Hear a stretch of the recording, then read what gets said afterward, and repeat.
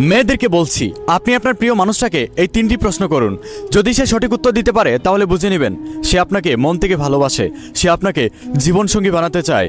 Number 1, এই কথাটি বলতে আমার খারাপ লাগছে, তারপরেও বলতে হচ্ছে। যেই ছেলেটা আপনাকে ভালোবাসে তার সাথে আপনি রোমান্টিক কথা বলুন, প্রয়োজনে 18+ কথা বলুন।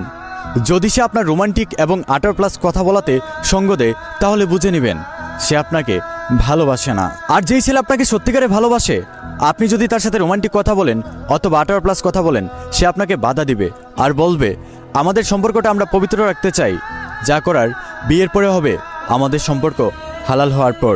এইসব কথা বলো না, একটু অপেক্ষা করো। বুঝে নেবেন সেই ছেলেটা আপনাকে মন থেকে ভালোবাসে, সে আপনাকে জীবনসঙ্গী বানাতে চায়।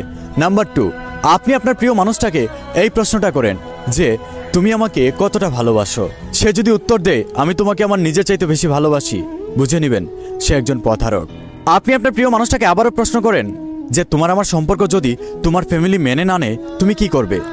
সে যদি উত্তরে বলে যে তোমার জন্য আমার ফ্যামিলিকেও ছেড়ে দিব তোমাকে পাওয়ার জন্য, তাহলে বুঝে নিও সে একজন প্রতারক, সে একজন বেঈমান। কারণ যে নিজেকে ভালোবাসতে পারে না, নিজের পরিবারকে ভালোবাসতে পারে না, সে আপনাকে কিভাবে ভালোবাসবে।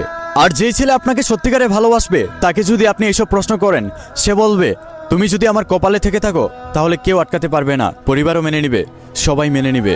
নাম্বার 3, অনেক মেয়ে আছে একটা ছেলেকে ভালোবেসে তার আবেগে পড়ে অন্ধ হয়ে যায়, তখন সেই ছেলেটা তাকে কষ্ট দেয়, অবহেলা করে, তার সাথে ঠিকঠাক মতো কথা বলে না।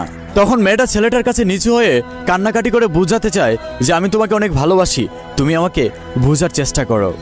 আসলে মেয়েরা এটা ভুলেও করো না, কারণ যেই ছেলে আপনাকে সত্যিকারে ভালোবাসবে সে কখনো আপনাকে কাঁদতে দিবে না, আপনার চোখ থেকে পানি ঝরাতে দিবে না, সে সবসময় আপনাকে ভালোবাসবে, মায়া করবে।